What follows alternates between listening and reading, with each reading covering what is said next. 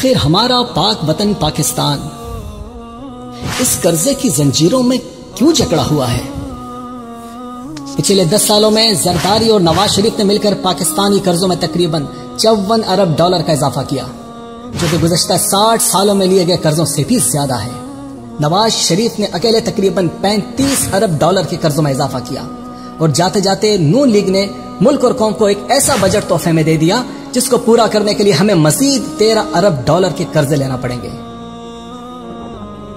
ان بڑھتے ہوئے قرضوں کی سب سے بڑی وجہ حکمرانوں کی بے لگام کرپشن ہے۔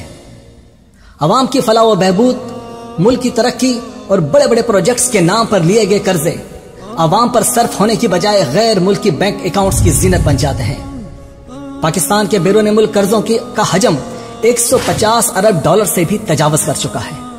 اتنی بڑی رقم کو واپس کیسے لایا جا سکتا ہے؟ پاکستان کا شمار ان ممالک کی صف اول میں ہوتا ہے جہاں سے لوٹا ہوا کالا دھن دنیا بھر کے غیر ملکی بینک اکاؤنٹس میں بھیجا جاتا ہے۔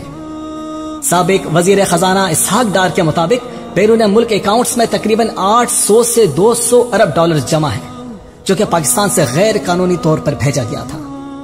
سوئس بینک کے ڈائریکٹر کے مطابق پاکستان کا تقریباً 97 بلین ڈالرز کا سرمایہ سوئس بینک میں موجود ہے۔ پاکستان سے کمایا گیا کالا دھن صرف سوئس اکاؤنٹس میں ہی نہیں بلکہ ٹیکس ہیونز اور غیر ملکی اکاؤنٹس میں بھی چھپایا جاتا ہے۔ ایسا ہی ٹیکس ہیون پاناما بھی ہے، جو پاناما پیپرز کے لیک ہونے کے بعد شہ سرخیوں کی زینت بنا، جس میں یہ بات پبلک کے نوٹس میں لائی گئی کہ شریف فیملی سمیت کئی پولیٹیشنز کے پاناما میں غیر ملکی بینک اکاؤنٹس ہیں۔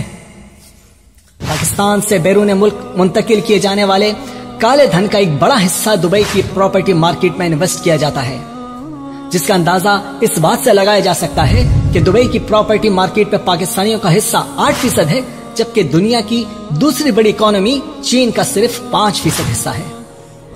صرف پچھلے 4 سالوں میں 8 بلین ڈالر سے زیادہ پاکستانی سرمایہ دبئی میں انویسٹ کیا گیا ہے۔ دبئی کے علاوہ دنیا کی اور بھی کئی ریئل اسٹیٹس مارکیٹس کالے دھن کو سفید کرنے کے لیے استعمال ہوتی ہیں، جن میں لندن کی ریئل اسٹیٹ بھی شامل ہے۔ سوال یہ پیدا ہوتا ہے کہ سرمایہ کو واپس پاکستان لانے کے لیے ٹی ایل پی کی کیا پالیسی ہوگی؟ کیا یہ ممکن ہے؟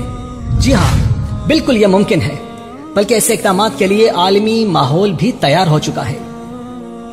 2009 سے امریکہ اور یورپین یونینز مسلسل سوئٹزرلینڈ اور دیگر ممالک پر کالے دھن کے خلاف کارروائی کے لیے دباؤ ڈال رہے ہیں۔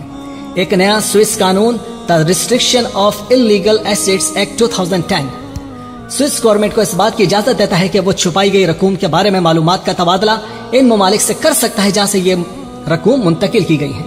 اب سوال ہے تو بس مناسب کارروائی کا، جس کے نتیجے میں سوئس اکاؤنٹس میں چھپائی گئی رقوم کا پتہ بھی لگایا جا سکتا ہے اور انہیں واپس بھی لایا جا سکتا ہے۔ مگر یہ کرے کون؟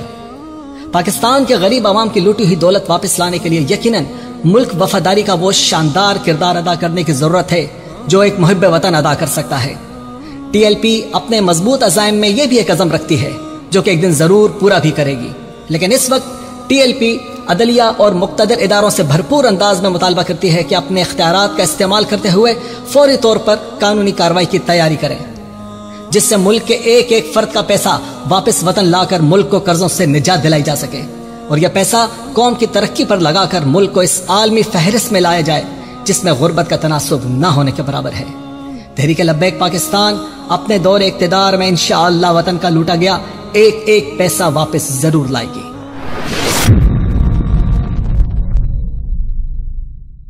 یاد رکھیے، پاکستانی حکمرانوں کی جانب سے قرضہ سودی بنیادوں پر حاصل کیا جا رہا ہے، جو ادا نہ کرنے پر بڑھتا ہی چلا جا رہا ہے۔ اللہ اور اس کے رسول صلی اللہ علیہ وسلم سے جنگ کر کے پاکستان کبھی بھی ترقی نہیں کر سکتا۔ آئیے اپنے ملک کے تحفظ کے لیے ٹی ایل پی کا ساتھ دیں۔